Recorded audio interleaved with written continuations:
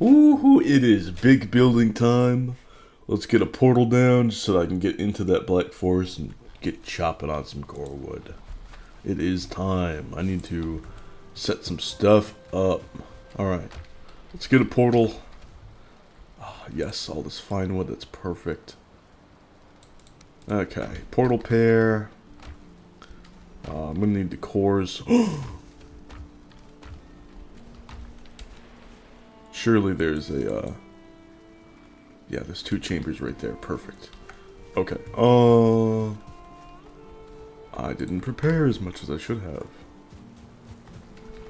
Let's sleep, and then we can go burial chamber raiding. That'll add some excitement to this episode. I've got new things to talk about too, so that'll be extra fun. We got some. I don't want to say it's not going to be as ranty. It's going to be much more interesting. Well, I mean, the rants have been interesting too. I don't want to say that, but like, it's going to be really cool. But let's go grab the good old cores. I need that. I absolutely need that.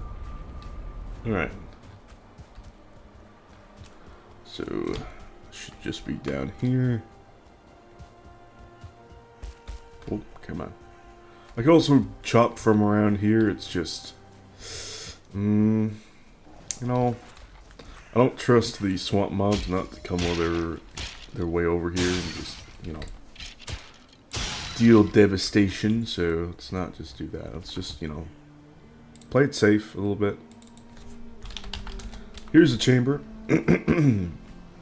Let's go. Let's eat a carrot soup. Why not? Let's get the stag burger in here over the axe. Swap this around like so. That works out. Okay. 2 open passageways. I don't know how open some of them. Oh, hello. Oh, spacing and timing, y'all. Excellent, excellent. Okay. Okay.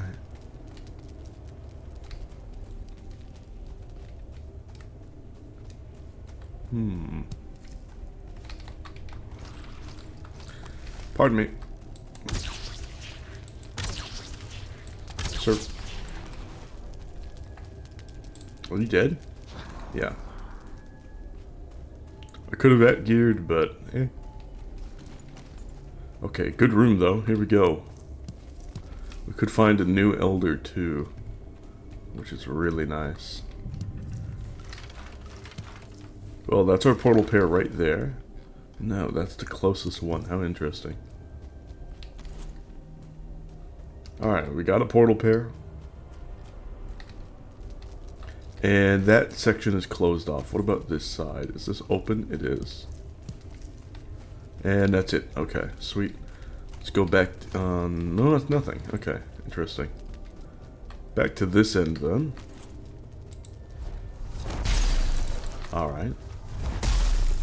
Let's eat up on this. Finally done with the neck meat.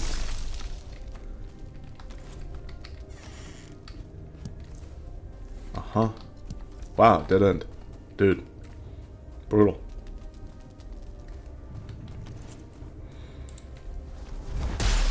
There's one. What do we got? A couple of doors. We got wide open stuff. Let's grab this quick. That didn't stack. We can move this up here. Yeah. Yeah. Okay, there's a door there. Chests on chests, man. Whole bunch of doors. Ooh. Yep. Okay. Hello. Where'd you come from? Another chest. How excellent. Oh, dude. What is that? 2-star? What's going on? Nothing. Okay. I must have just killed it. Holy cores, dude.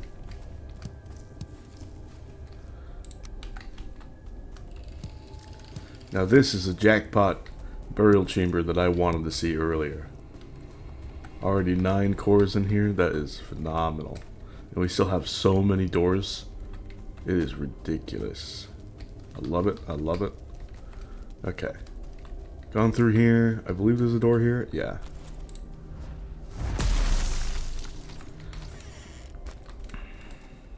Dead end.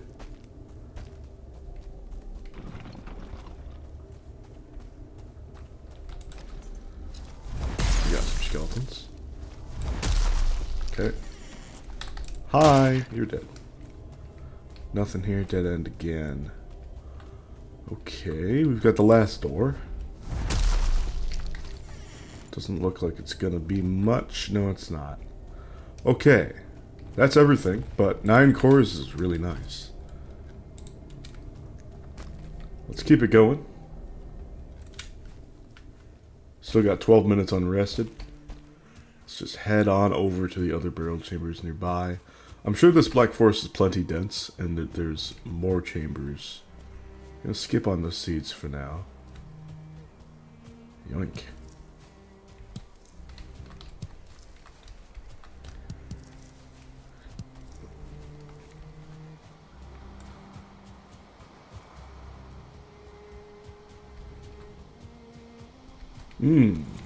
Bonjour. Where are you? Okay. Alright. You know, it's interesting, I was, looking at, good community member, Surf Valheim on his own YouTube channel. I'll link it in the description. I want to do a whole video on some of his videos, just because it's very good. But, I should add accurate. Oh well. There's a, really good video recently about the Ashland setups to bring and test out. Magical and non-magical. And I was just thinking like, oh man, in co-op, like a triple Eider plus Arbalest would be so cool. And I am going in co-op. And it's like, that would give me so much freedom to just fuck around in the base game. Like all the way up until Ashlands and just mess around. Because we're probably, almost certainly going to have a new player. So, it's just going to allow for some real depth in build making that we could do. It's like, what am I gonna mess around with? I assume it's gotta be just like run at gear. Just have like a pocket huntsman bow, right? Just in case. Like, bow levels are bow levels, right? You're pretty much always going to have them. If you are just playing casually to that strategy. But, same with club levels, honestly. But after a certain point, I'm just like, I don't know, man. Once I get to that Mage Arbalest zone, I'm like, damn, I kind of have everything covered. I'm chilling. What do I invest in, man? What do I do? Probably going to do a little bit in axes, just because of the Abomination Age and all that. Kill some leeches with them. And then there will be clubs. I think it'll just be like all-rounder in the earlier game. Just because I might as well just support people and just... Most of the time, if we're fighting neutral mobs, I'll be whipping out the at gear. Him in. What am I doing? Where's the way out?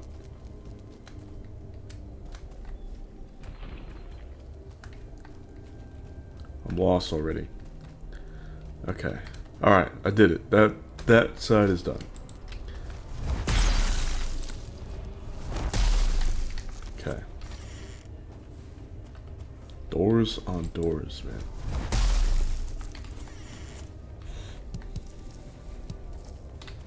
Okay, that was dead. So yeah, I guess I'll just be all-rounder and just being a not crossbow. A at gear polearm main for a while. Where's that sound? Where's that skeleton? Probably over here.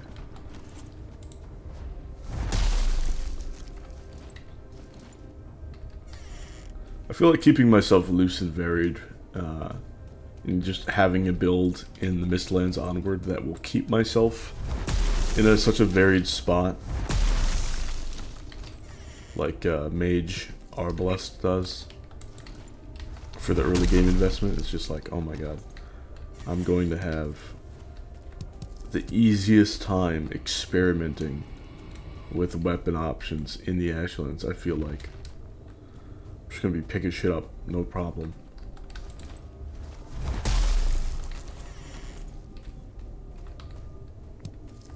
It's gonna make testing rather smooth too. Let's start the stone. Ooh.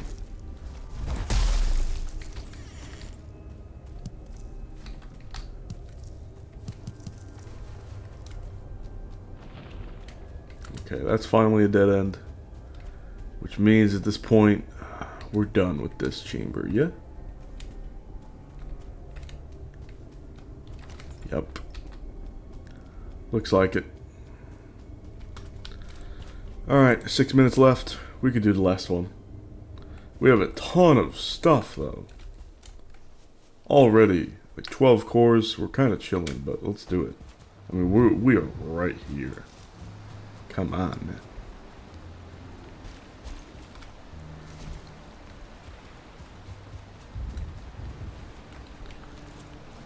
Let's go. Maybe we can get something fancy like a starred rancid remains or a big room. One of them vertical rooms. I want something interesting. 3 doors right off the bat. That's easy.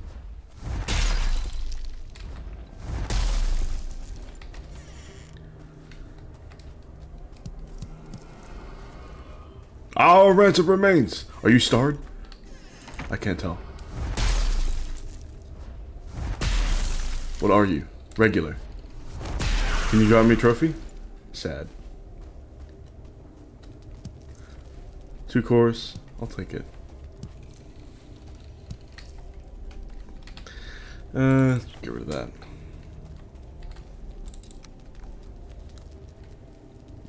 There are definitely more skeletons in this chamber. It's just, where are they? Alright, that's that side done. Oh, there's one. That must have been a starred. Whoa! Where are you guys coming from? Oh, hi.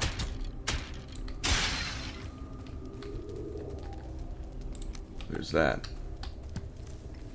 Hella flint arrows, which is fantastic.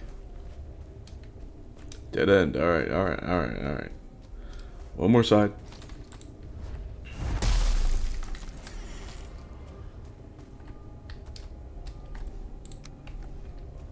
$95 flint heads.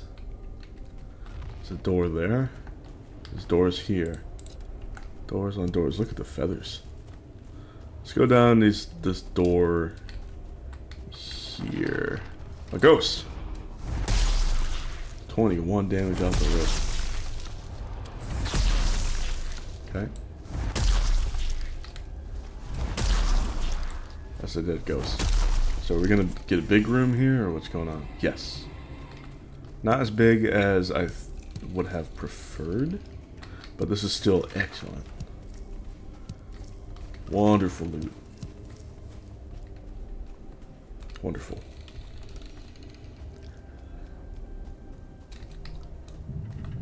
Okay, there goes that door.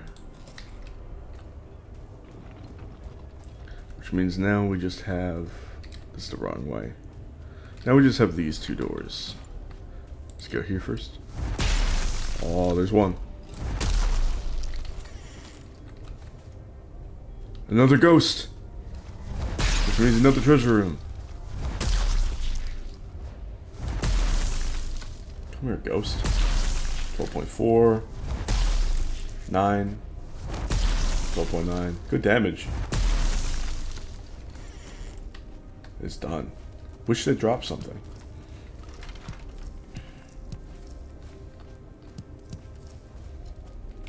Loot on loot on loot. We got 20 cores now.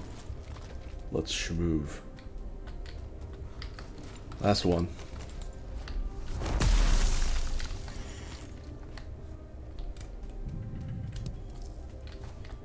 Two doors again. Oh. Yo, there's still more stuff here. What the hell? Another door.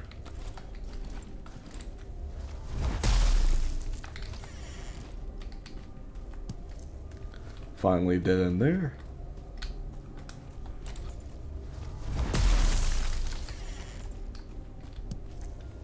Alright.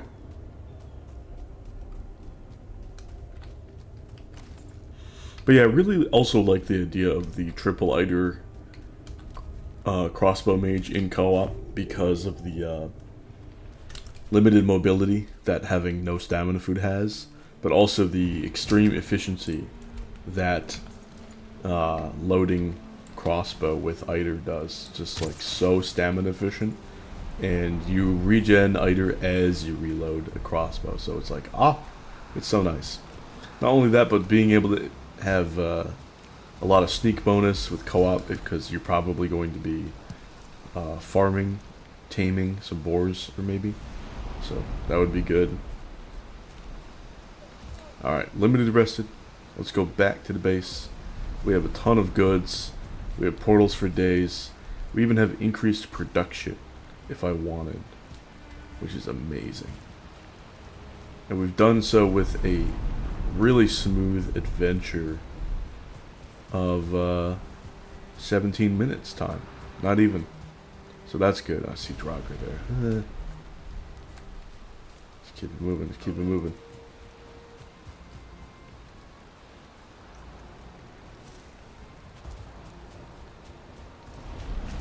What's that? Deer trophy. That's good, but not as good as anything I have here right now. And just like that, I'm back. See, this is why the comfort from rugs being removed is so bad. Because being able to go on like these really smooth multi-dungeon adventures in like one rested cycle, or just like doing multiple points of interest that are clustered together in one rested cycle, is very satisfying. And I think they know that that's very satisfying. So it's like, why make that worse? Why remove the enjoyment, and also the enjoyment in terms of progression at reaching that point? Why take that away? That seems very silly.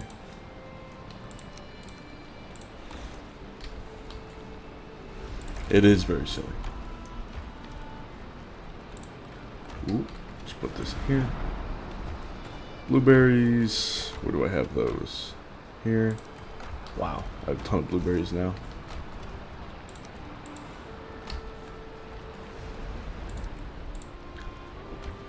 Let's see, trophies. Let's take the wood.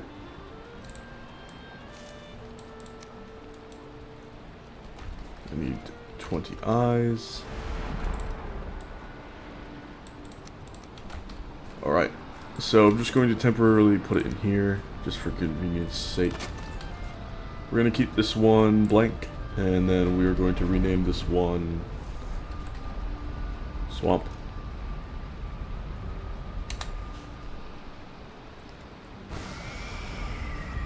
Let's get rested before going back through.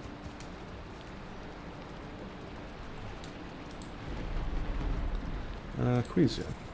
There we go. Now we're rocking the 2 health, 1 stamina food. Swap that back over. Let's see, I'm gonna need workbench wood as well, and to deposit some of this other stuff.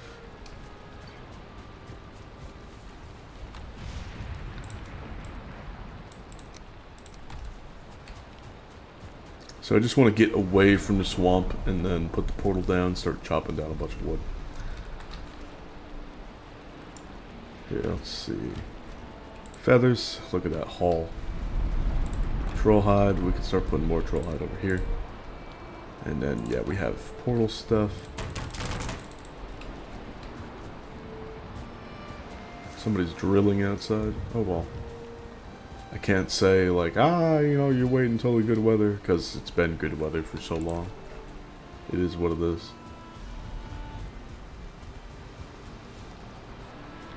A lot of people have a habit of doing a lot of heavy duty work when it's suddenly warm, as if you're not gonna like suffer for that. I got a nice chai here.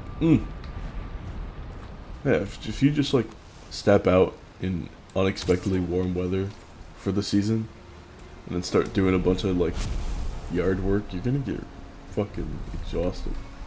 It's gonna fuck you right up. Like, you shouldn't do that. You should do it on a relatively warm day, not an unexpectedly really, really warm day. Like, come on, man. There's another burial chamber over here. Let's at least mark this on the map.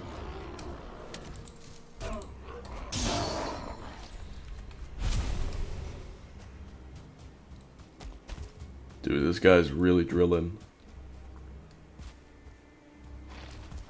Could be chainsaw work as well. Or just a hand saw. There we go. Club's 33. Okay. They've revved it up another notch. Just when I thought they couldn't go more annoying. They've done so. Look at all this thistle. Hell yeah, dude.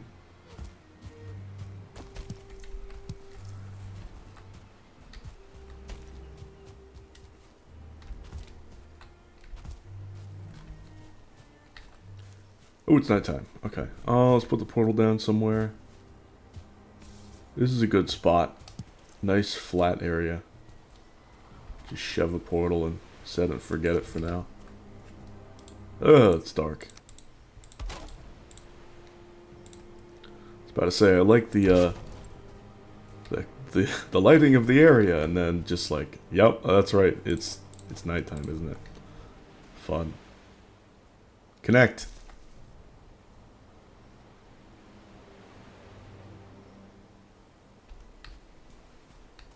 Hello? Oh, I didn't name the other one Swamp. So I have to name this one Swamp. Ay, ay, ay.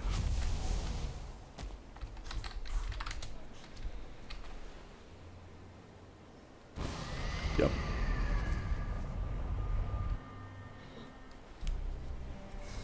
Well, just gotta go home and sleep. Then we can fix that. More resin.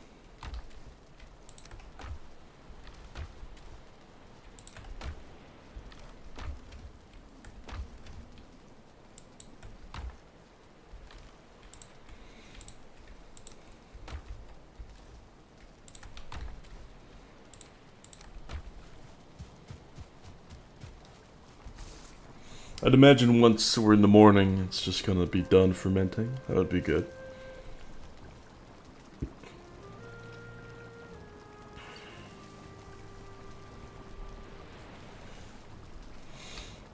Yeah. Alright, now we have the trio. Let's get some poison res meat on there. Excellent. Also check the carrots and turnips.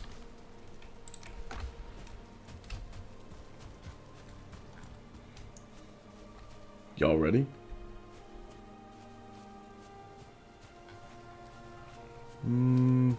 Okay. The honey is probably ready. Let's go grab that.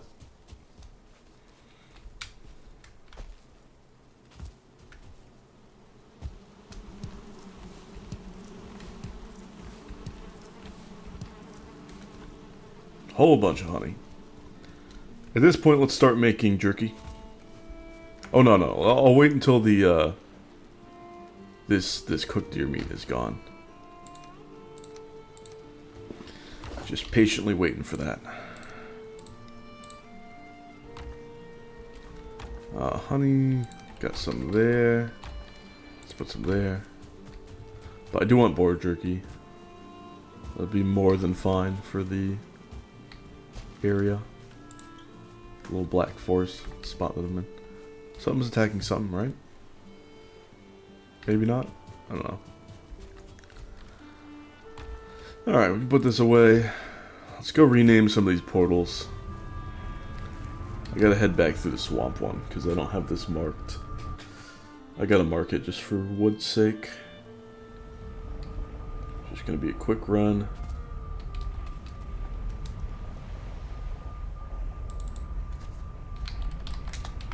This is the portal. Let's run back to the troll cave. Rename that swamp. And then we can run back to the other cave, or the other portal, and rename it blank. Just for convenience. And I'm not going to be diving deep into the swamp. It's just being able to have this infrastructure present for continuing the run later is so crucial.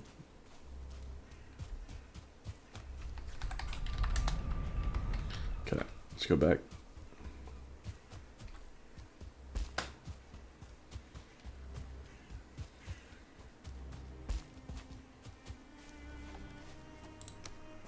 What is my run? Hey, run 50 already. Yo. That is nice.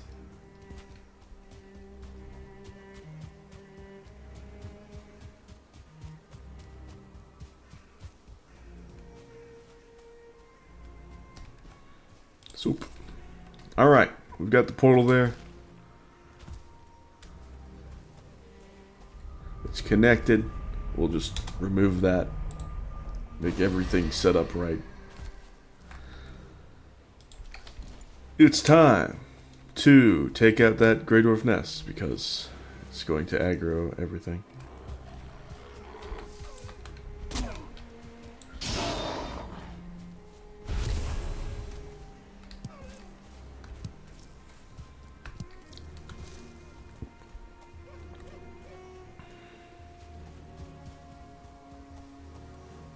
Brute. Regular. Hey, hey, hey. What the fuck? Where did this guy come from? Pardon me. Pardon me. Excuse me. There's two brutes. It's a bit annoying.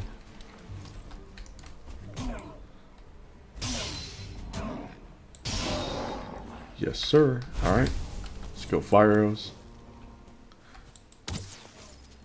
Look at the damage, y'all. I didn't even need a second shot. It was over.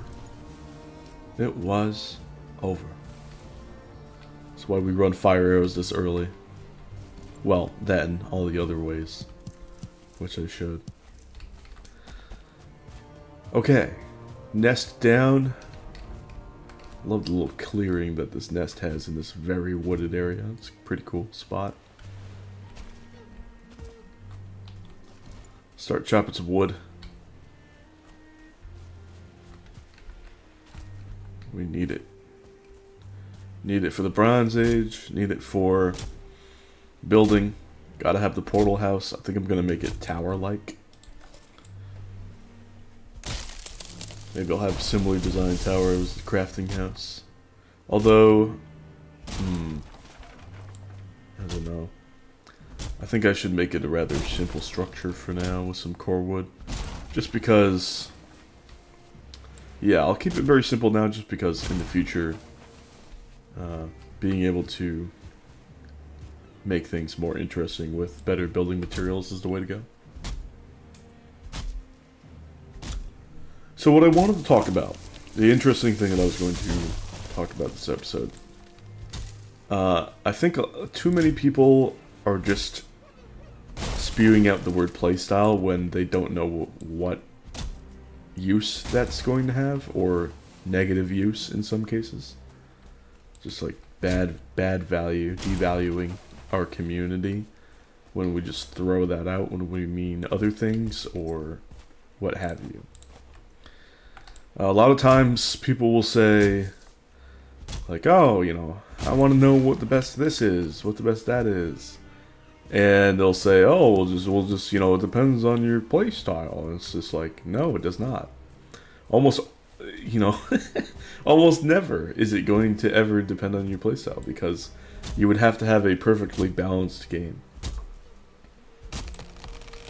And we don't have that. Not only that, but it would have to be perfectly balanced for every situation. And I don't think a game is well designed if it's done like that. You know? Then everything just becomes cosmetic option, and that's just ridiculous. So, no, not good that, no. Certain things should just have great niche use. And, certain things might have general use. Use. Certain things niche, certain things general. There we go. We're all happy. As long as something and everything has a optimal use case, even if it's niche, then we have a balanced game, we have a balanced system, what have you. We don't have that right now, not in Valheim. And it should be the case, but it's not the case. So it's no use to pretend otherwise, you know? We must be actually constructive with our analysis. Otherwise, we're just going to be letting a lot of people down who want real answers. I don't think people should be arbitrarily punished for picking something that the devs put a lot of effort into making look cool. Like, I understand that this is relatively subjective, but I just fundamentally reject anybody who says that the porcupine wasn't designed to look like a proper, viable option, and not something that's going to be fundamentally outclassed by a few other options in not only plains but mistlands, and just only niche use cases, just efficiency sometimes in killing golems and looking fashionable. It's cheap. I'll give you that. The porcupine is cheap, but it's you know, literally one biome later, you have cheap things that are also very good, like Spine Snap and especially the Arbalest. So, really unfortunate. I mean, it's just not very good right now. And if you were to say like, oh, porcupine playstyle, porcupine, just constantly, you know, jibber jabber out, just like, oh, playstyle, you know, playstyle. It's like, that doesn't solve the problem of the porcupine. And I think a lot of people are misusing what could be a variety of terms that the community as a whole, and also the development team, or any development team, could actually get great value out of. And I think a lot of the conversation can be split into 3 terms: playstyle, preference, and bias. Now, if this sounds familiar, it's because I did a video a while ago called Preference versus Bias. It's like, which playstyles do I value most? And it's bias. Bias is way more important than people's preferences, because people's preferences are very, very, very... they can be specific, they can have like no explanation, and we can get no analysis from it. We can learn absolutely nothing from a lot of people's preferences. But people's biases, like, if, you know, video game wise, watching people play a certain way because they're biased towards games that they've played in the past, and they are biased towards these styles of play because of whatever favorite game that they have or what have you. Now we can actually take an analytical look at that and say, oh, look at, that's interesting. And also, like, okay, well, this player has become so good at spacing with pokes with the gear because of past experience with cover shooters and needing all of this very specific movement, and then all of a sudden just like spacing enemies out becomes just very, very simple, very, very subconsciously done to such a high level, where now we are seeing it's like, okay, well, there is actually quite good value in spacing with certain tools in Valheim. It's like, okay, well maybe if I was like on the dev team, which I don't want to be, no thank you, there would be some sort of enemy designed around spacing out enemies well, you know? Like there's a you look at Seekers, and I could totally see them designed, like if it wasn't for the staggering glitch where they sometimes will get ghost hits through if they get staggered, I could totally see Seekers' linearity being designed around their the concept of spacing them out with Atgear, with him in the, or even the Black Malakir or something. And so yeah, like other setups, it might be good to like flank them. Like I'll flank them out. It's like, okay, well if you can't space them out, then what can you do? And like these are important questions that the player would have to like either consciously or subconsciously answer, and then adjust accordingly, which is honestly super cool. Even if it's fairly basic, it's like, oh, that's just, it feels good. Let's go get a little bit more wood. But yeah, that feels amazing. Just being able to have this perception of like, oh, well, it's like, well, the game can be played to such a high level in this regard, but it's limited in other regards. Like, okay, well, what can we work with there? You know, like, oh, well, this person is just so good at doing a lot of sword shenanigans. Okay, maybe we can learn from that and go on this way. It's like, okay, well, maybe there's quite a bit of people that come from some other game, and they ended up being a good part of the community. Or maybe there's people that we want to draw from other communities, and we'll throw them a sort of subconscious Easter egg with design being like this or that, what have you. And you can check their styles and just understand it like that. So it's super interesting. What is not very interesting at all is just pure preference. I mean, people calling their playstyles, or calling their very, very specific preferences, like, oh, that's my playstyle, that's my playstyle. This is what gets people to say things like playstyles don't exist, which is, quite frankly, ridiculous, because of course they do. Back when I was still playing Yu-Gi-Oh!, and I was getting into the competitive analysis of things, we were trying to, like, fix the game at that point, because it was going off the rails. And now most of the people I know, they just, like, they stopped playing current format, they played old formats. And because it just went off the rails, and people just didn't understand what was going on, or they had a moneyed interest in continuing the game as it was. You know, a lot of current YouTubers are like that, sadly. So, we stopped. But there was one specific player who, you know, had some interactions with. And some of his analysis was very flawed in that he didn't see the value of test hands, just combo percentage inconsistency, which is ridiculous because then it's like you have no skill if you have any variance in your hands, which is really bad. But anyway, that's not about that. He said firmly that playstyles don't exist. It's, you know, this is worthless even talking about playstyles. But that's because so many people in that community said, well, you know, here's my preference. I like playing this deck, but like a little worse. And how many times do you see this? It's like, oh, I like doing this thing in a game, except a little worse, and that's my playstyle. And it's like, well, no, your playstyle, compared to the optimized person playing the game, the style of play is quite literally the same.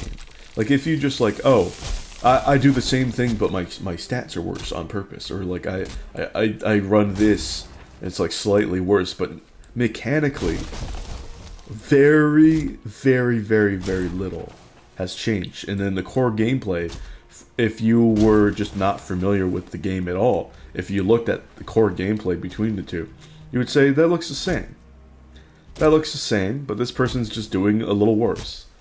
And they're saying that's their play style? No, that's their weird preference. Some people just have weird preferences. And that's totally fine, okay? I have weird preferences too. I want to show you one thing, alright? I'm going to tell you one thing, one weird preference that I have. And I think this is a mistake on From Software, the developers of Soul series and Elden Ring. In the Elden Ring, there is a regular shield, and it's very strong for a medium shield. It has the best guard defense out of your medium shields, and you can get it really early on, and it's called the brass shield. You can get it from just a bunch of basic soldiers, and it is, quite frankly, very ugly. Okay? It looks way too basic, considering the past option for the best medium shield in Dark Souls 3 was the Black Knight shield, which was amazing, and it looked amazing. And so I was rocking that shit all day. All day. Well, not all day, actually, but for certain builds, all day. When I go to Elden Ring now, it's like, oh, this brass shield. What a major aesthetic downgrade. And I understand that's a subjective thing. It's like, there's where the preference comes in. It's a subjective thing. But there was a banished knight shield. And it's like a knight shield. Not just a common soldier's shield, but a knight's shield. It is a kite shield instead of a triangular shield. And it looks much better. I think if you polled like 100 people, 98 people would say that, yeah, that shield looks better. It's dropped from knights, so you would expect it to be better. It's not better. It's just literally just worse than your brass shield. And I look at that and I'm like, oh no, dude. I definitely think that's a mistake on the developer's part. Because a bigger shield from stronger enemies should be a better shield. It's like top quality looking and everything. It's just like, what is happening? But it's not. It is worse than the brass shield, just in every way. Yes, it's a little bit lighter, but like, oh my god, it's very, very, very, very, very little difference, and it does not matter.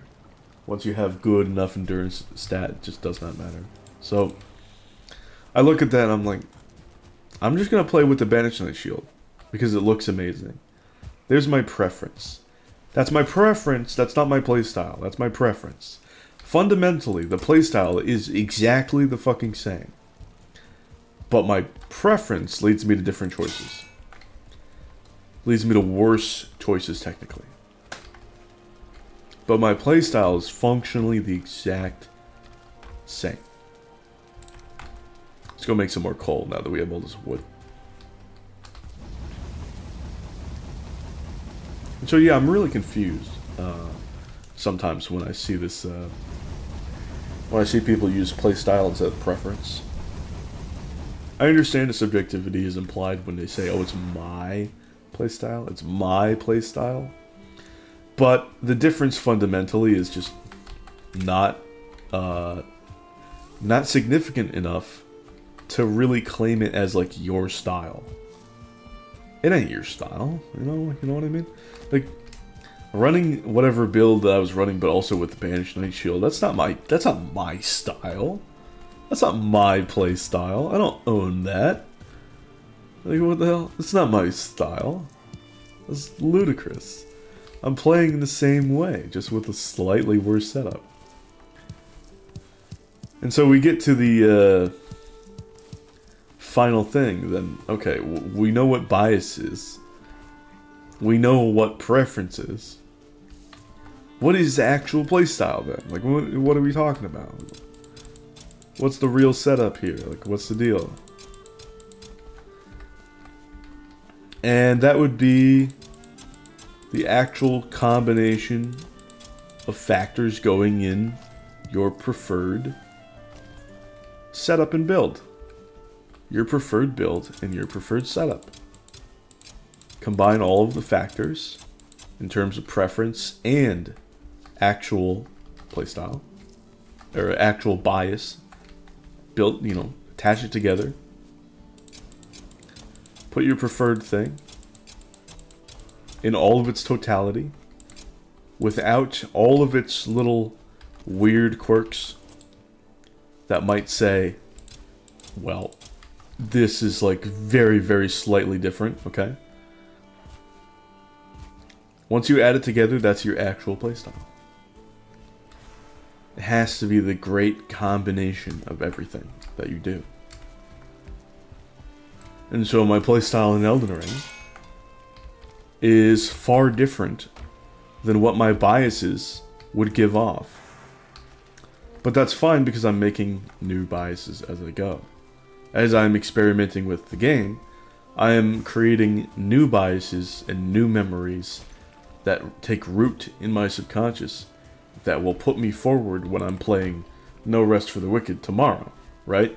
It'll be Elden Ring and Souls biases that push me forward, either conceptual or mechanical or both, that will actually influence the whole scope of how I play, why I like certain things, why I'm actually playing mechanically the way I am. It is the whole combination. You have to look at it backwards once you have completed the thing. Okay? So in Elden Ring I run Ruin's Greatsword, okay? Strength with a little bit of int build, and Ruin's Greatsword is fantastic because I can still use a Twin Blade, which is my favorite weapon class. I can still use the Gargoyle's Twin Blade to great effect, eventually. But I can also have the Ruin's Greatsword, which is a phenomenal weapon. I can use Spyhander, I can use Claymore, I can use all of these other strength with a little bit of int scaling weapons to my great joy and great mechanical benefit. How are these hogs doing? There's a good amount of hogs. Come on up.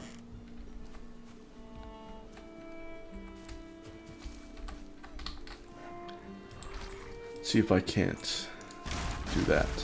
Outside. Go on. Hold on, there's too many of you going outside. You have to stay in here to reproduce. Nope. Nope. You can't go outside.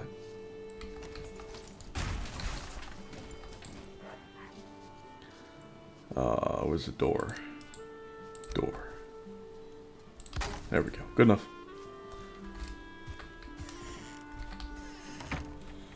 Alright, now we have 2 hogs in there and a whole bunch more outside, which is fantastic. But yeah, my playstyle would be the entire combination of stuff on that setup. And then I would have to talk about the previous biases that I would have had from Dark Souls, from previous games, and then I would contrast that with how my setup is actually played, how my ideal build is already set up. And then I also would have to talk about the frameworks of play that I enjoy, and this and that. It would have to be a great combination of all of these things. And what's super interesting is the Ruin's Greatsword is something that I would have never touched in a previous Souls game or in a previous, like, any game. I'd never go for those large weapons, ever. Never would I ever do that. To me, it broke immersion. It didn't look right. It didn't feel right. It just felt like neuron activation. People were just like, "Oh, I love my big weapon," and it was too slow. It's like, what am I doing? This is slow, and that was true with past Souls games. Way too slow. And for what? You didn't get like the stance breaking mechanic in Elden Ring, but oh wait, there we go. Stance breaking mechanic in Elden Ring, but wait, there are mechanical patches that help out the greatswords, the ruined greatswords, and what have you. All the colossal weapons in Elden Ring now have a huge benefit to them with patch 1.09, 1.010, or 1.10. It's like huge changes to the situation at hand. And what do we go from there? Right? How do we go from there? Well, I have a great proclivity to just test out a bunch of shit I love testing. And I see that, okay, well, we have this new mechanic, stance breaking in Elden Ring. And then the bigger weapons stance break better. Stance breaking is already incredible. You can get so much damage off of that. Different buffs influence things different ways. Like the Stone Barbed Cracked Crystal Tier is really good for stance breaking as well. And then you have Charge R2s that you can connect. There's the Dagger Talisman, which will help with getting the grab, which Colossals are sadly pretty much locked to in terms of getting good damage from stance breaks. And so we have a good situation where it's like, okay, now, yes, I have my old biases, my old preferences, but because of the way that the game changed, because of the way that I am when I test things, now my favorites have been shifted around. My favorite build has been modified and altered, where I didn't even have it done correctly until like this year, which is fair because they've been patching and patching, but that patch was last year, right? 1.10 was last year. And being able to set up all this stuff is just so good from like a development standpoint. Like if you were to look at previously how I went around things with never ever touching these weapons and just like having all this analysis and like why I would go that way, and then you made patches a certain way, and now all of a sudden my favorite build involves a colossal weapon, and it's like my second favorite weapon in Elden Ring, and probably in all of Souls too. You now know as a developer, because of the biases, because of the overall total playstyle, because of everything that I had to mention, and looking at my gameplay, you now know that you did something really good. And that you can keep up on the same sort of track for other types of weapon classes that might be falling behind in terms of use case, or in terms of weapon quality, or reputation online, or what have you.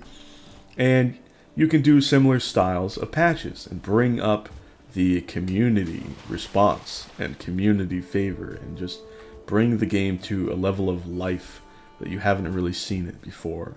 But people just talking about the preferences, people just talking about certain aspects of what would encompass a playstyle is not going to give you nearly a good enough picture.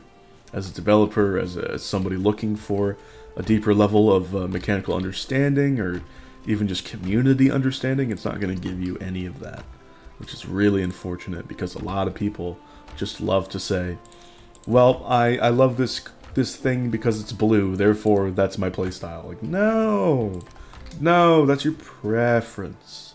That's your preference. That's useless in determining your actual style of play.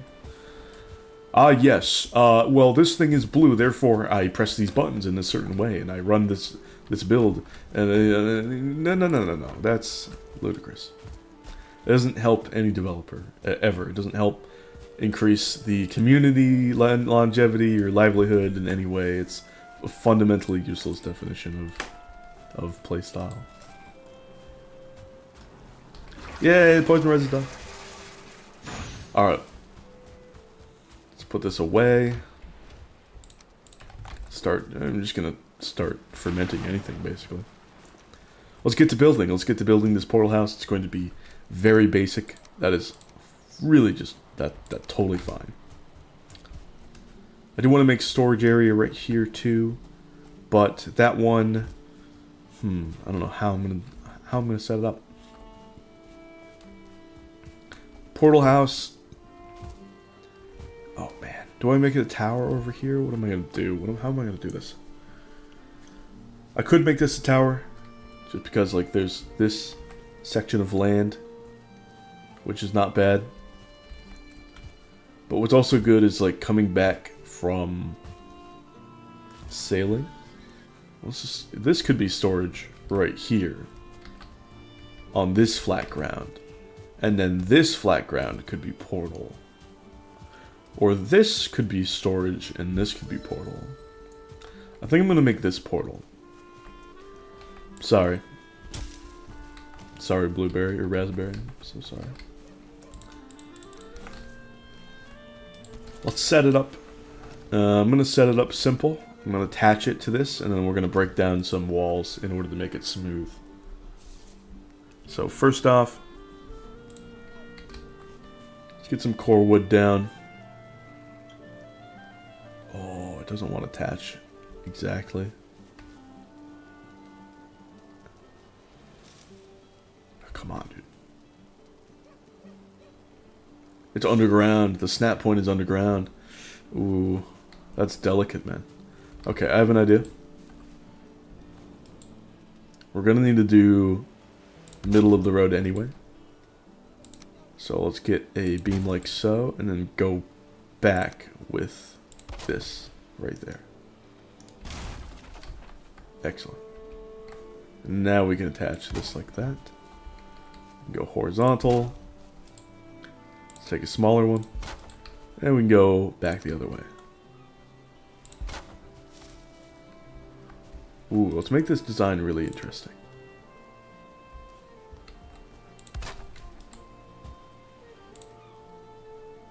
By really interesting, I mean more interesting than a box, like I usually do.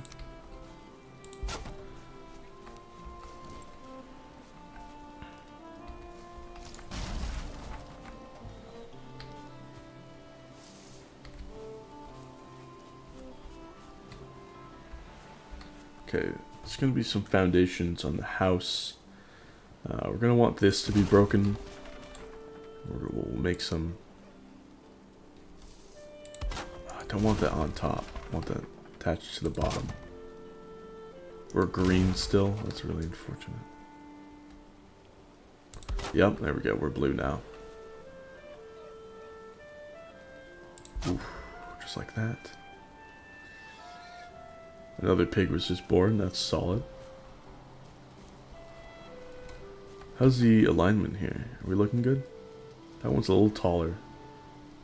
Strange. Like if I go horizontal, I suppose that's fine. I have to drink more water. Hang on.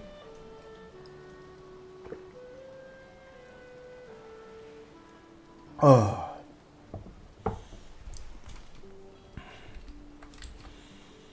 Let's make... Do we want gates here? Gates would be cool, but... Yeah, no, let's have... No, we keep this open. Just because we just want to run straight into it.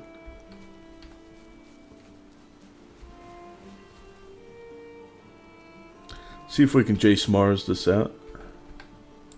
How's that look? That's underground now. God damn it.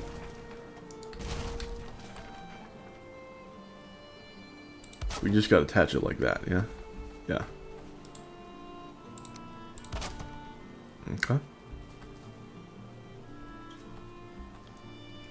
This is all gonna be connected like so. We can break this down. Put one of these in there like that.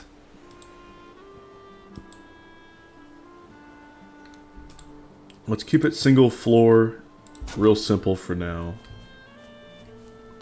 Let's break this one down too. How are we doing? Blue? That's excellent. Why is that green? Okay. Let's get this one here too. Come on. There we go. And this should be fine. We could have one here as well, but it's an odd state. That's fine.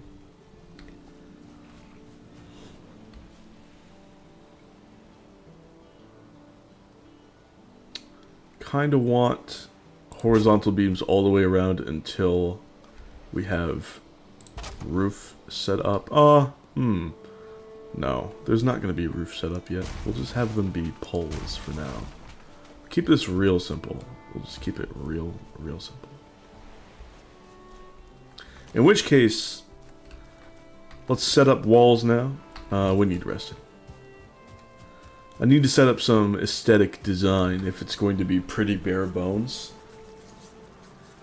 It's got to be at least pretty cool on the wall side of things. And I think I'm just going to copy the design that I have over on the crafting area. I want to make that thematic to the whole build. So let's take a look. What do we got going over here? I do like this sort of interesting geometry here with the black banner. And then there's all of this. Oh, that's interesting. It almost looks like a Nordic rune in a way. Very close to Bluetooth. Your Bluetooth device has been connected successfully. Anyway.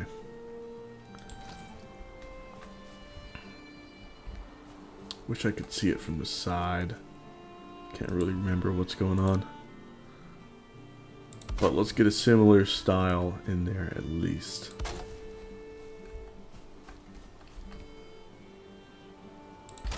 Let's go like this.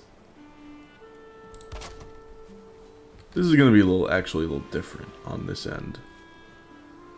Let's make some things custom, I guess.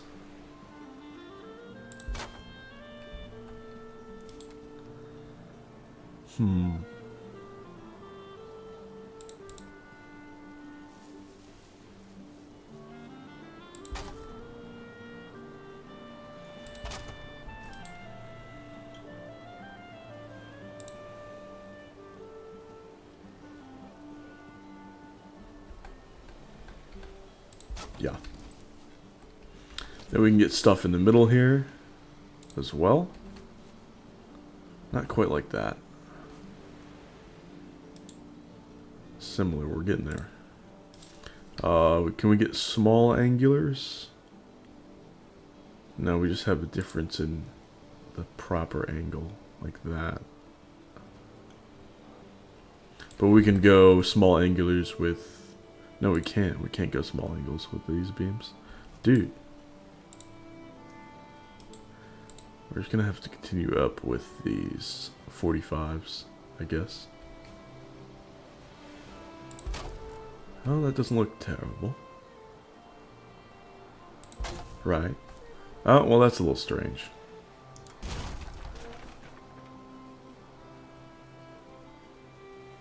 Come on. Please connect. Not bad. It feels lopsided. Why does it feel lopsided? It is lopsided.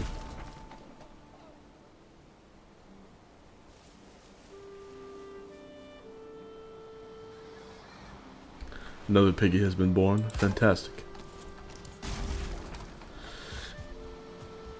I wonder if these piggies are free range.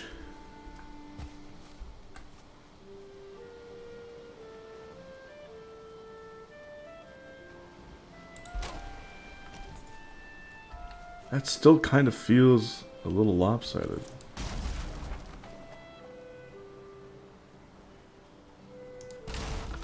How am I... Okay.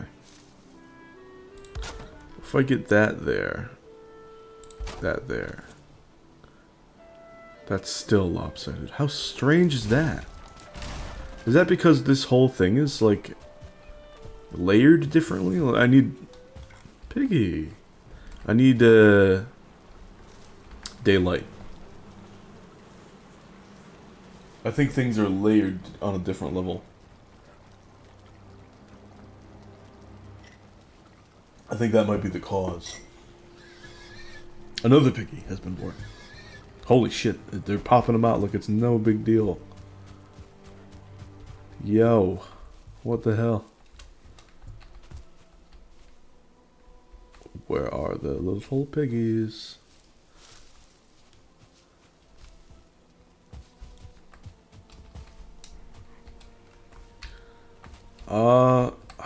No, they're the same level. That's so strange.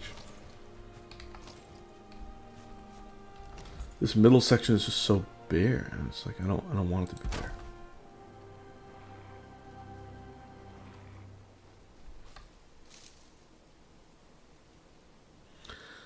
Oh, come on.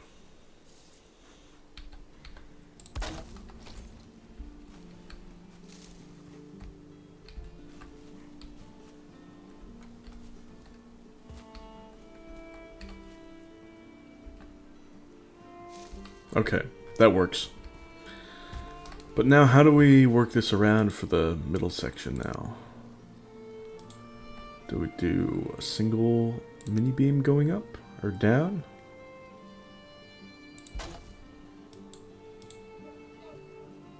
Or do we, I guess we do like maybe like a larger beam in the middle?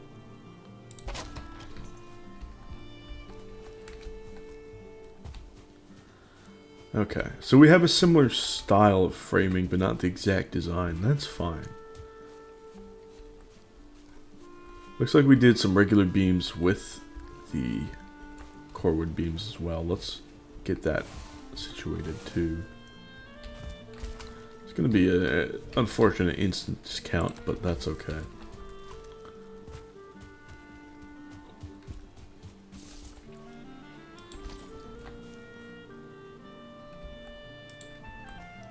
So let's do regular beams down here.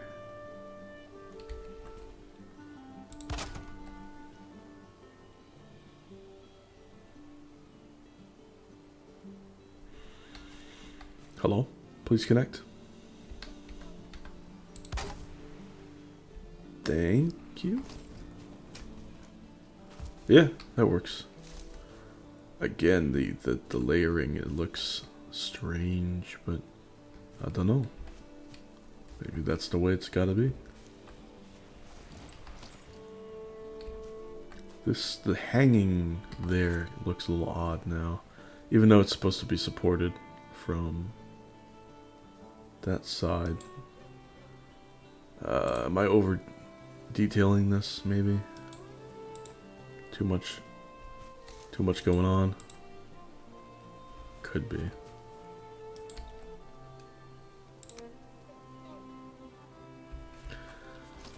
Oh, it just doesn't look clean like that.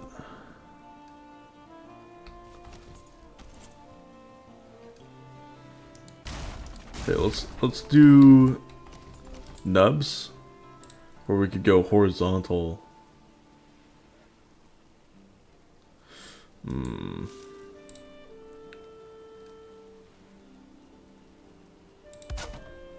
Ooh. Oh, I have an idea. Framing. Use this wrong angle. Still the wrong angle.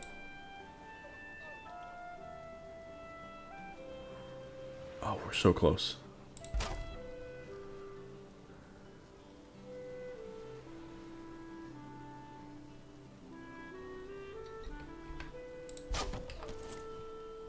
No! Why won't you snap? Snap to that. Please. Why isn't it snapping to that? Snap.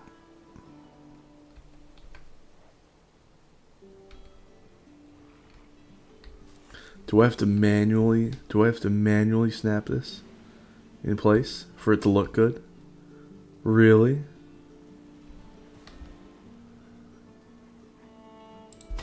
That was the problem. That was the problem all along. It doesn't want to manually snap. That was the issue. I don't need these beams. I don't need these framing.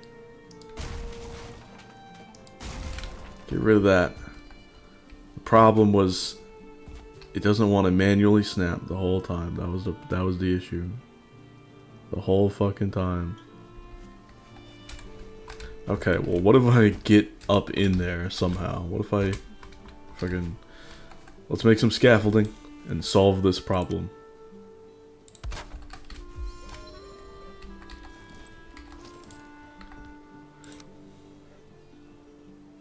Why doesn't it want to snap?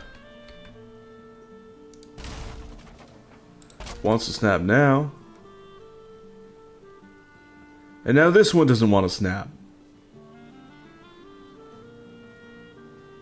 Dude, what is the deal with that?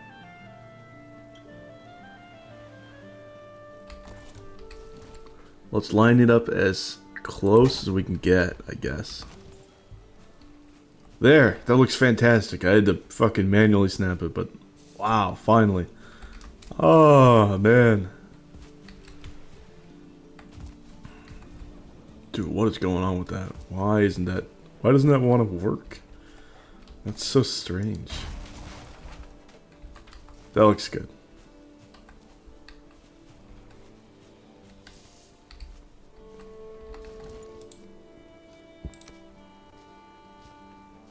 Time to suffer again. Hi, Piggy. Hello.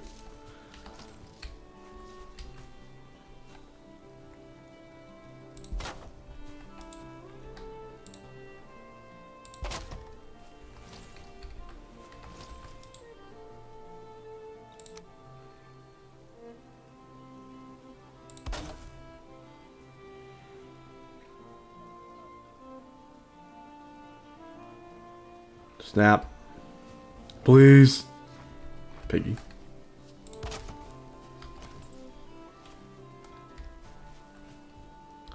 Oh. What? Why? What is going on? Has anybody else had similar issues with core wood logs and things, snap points being fucking weird? I'm keeping it.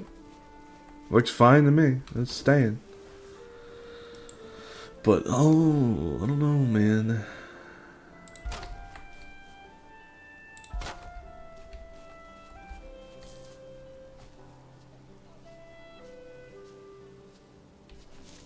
Okay. Let's also have one of these be open. Maybe this can be a banner entrance. So we'll destroy that.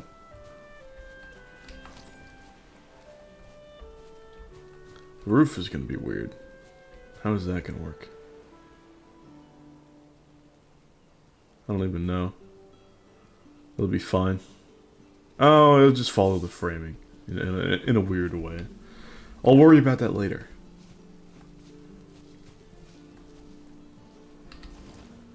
Let's get a beam here if we're going to have a banner set up.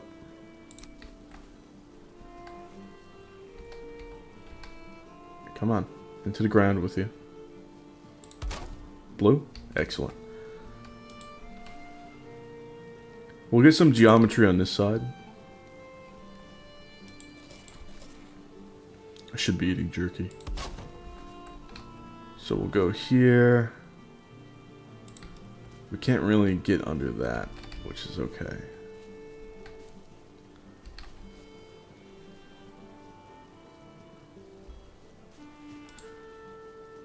I need more carbon.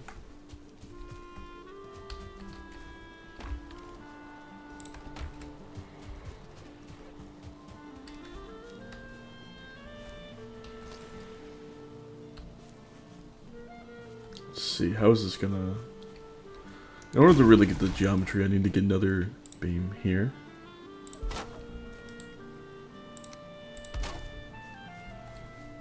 And then we'll have this set up like this. Let's get rid of that and put placement here. Then get rid of that.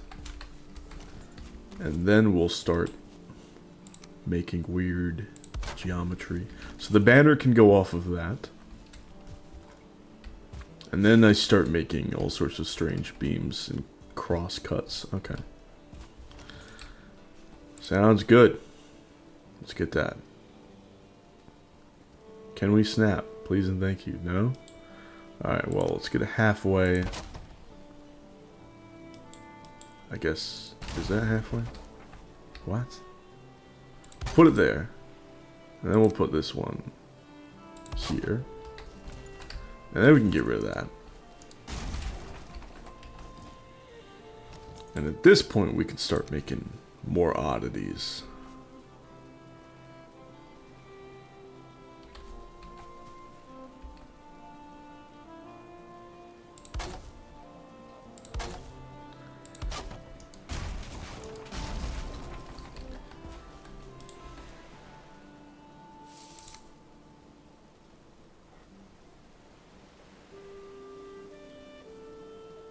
We can put that there. Can we put like one of these here?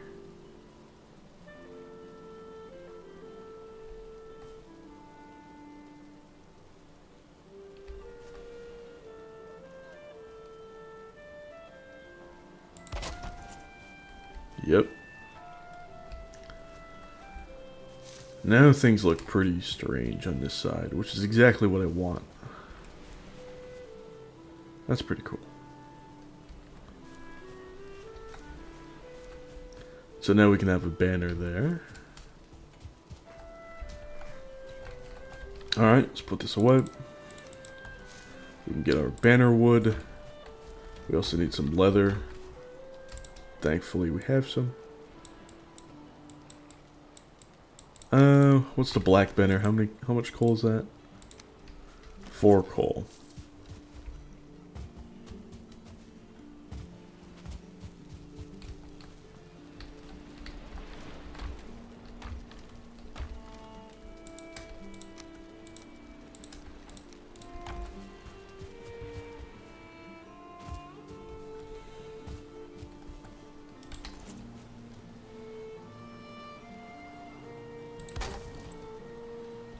That's good.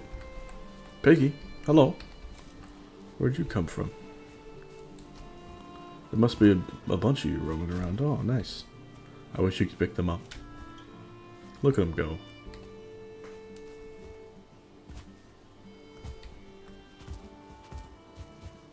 Let's move these blueberries now. Where are all the hogs gathered? I guess you guys are over here. Throw these down. Pick a raspberry, put it over here.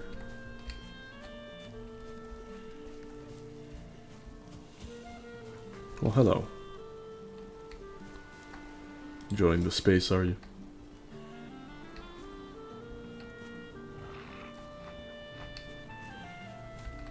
Okay, this is going to be an interesting spot. I think I'm going to keep this fairly open. Just to keep in the views. I still want to see this structure. I still want to see the waterfront and everything.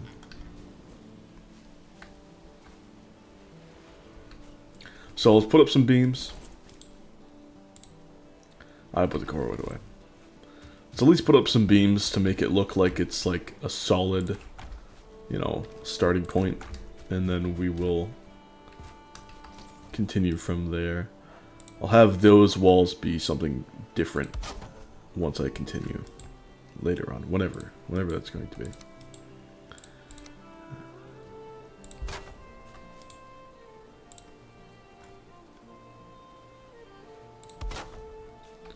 One more beam. That's okay. Down. Down. It's gotta be blue. Aha! Yes. We could also have this be a banner entrance. Yeah, I think I'll do that. Okay. So we'll have 3. Get rid of that. We can have a black banner there. Excellent. And that just means there's going to be also weird geometry on the side near that, but I'll save that for more interesting design, I guess. We're gonna need 6 more of this. Yeah, I'll save that when I have like iron shit and stone to work with for decor.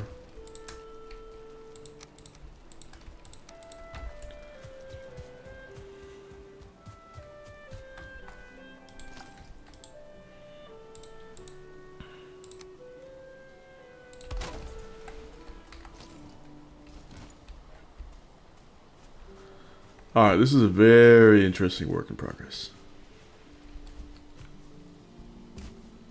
But it is a work in progress. And it looks pretty fantastic. So let's get some portals in here. Swamp and blank.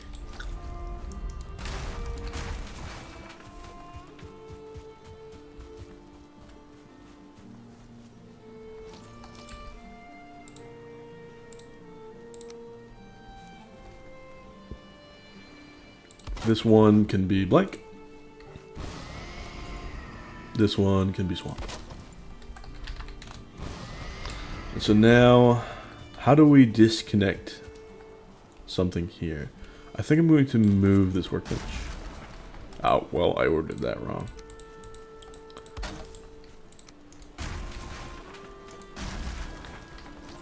Okay. I'm going to put this here.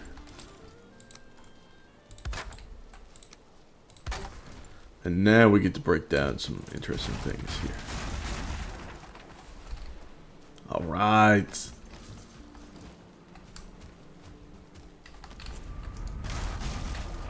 Open concept. Yeah. Talk about an open concept.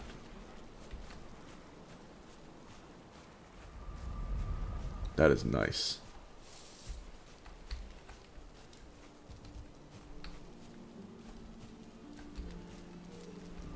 Oh, I'm not rusted anymore. Damn. So now we can get rested real smooth here and then run back out to the portal or what have you. That is amazing. Alright. That's excellent.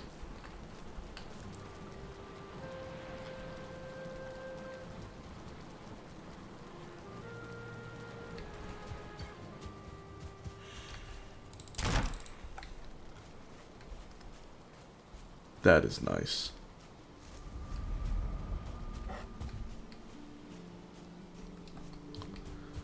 Yeah, I think this is eventually going to have like Darkwood roofs or something.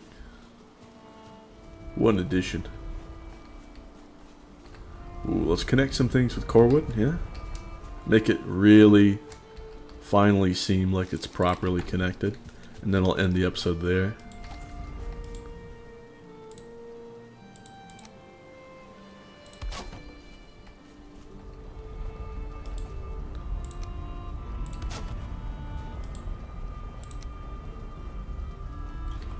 Ooh, come on. All the way around.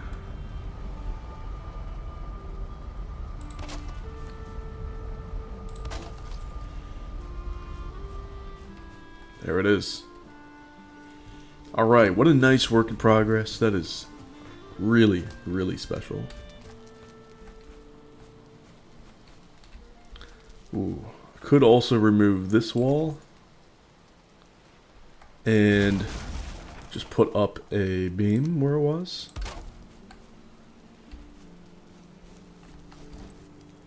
And then this could be yet another let's align this properly. This was swamp.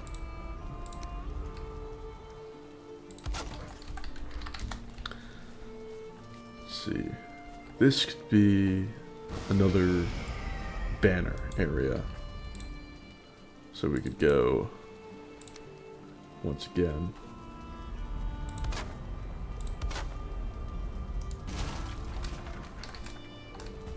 Give. Thank you.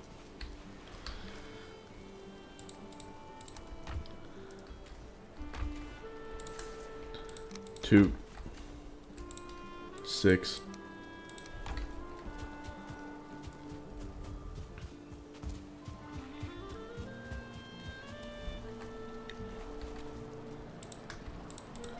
Finally got the 4 on the first try.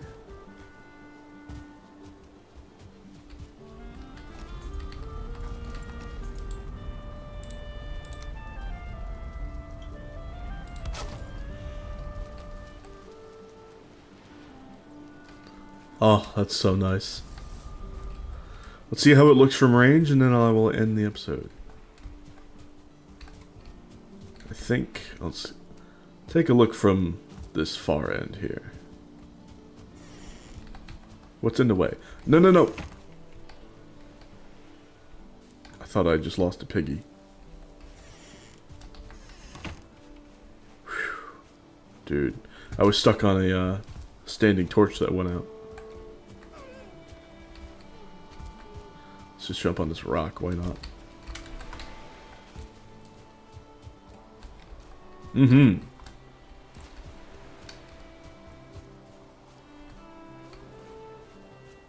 That's nice. Very nice. Okay, sweet.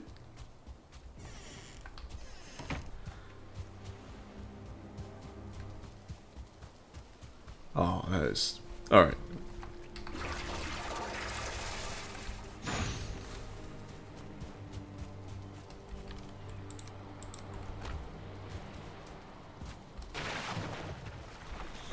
Alright. Next episode. Search for the merchant begins again. Not going to make a storage house until the room runs out, I say. After all that building, let's just break it up. And then there'll be more building eventually. But merchant search resumes right after this. Alright. Thank you for watching, and I'll see you guys some other time. Bye.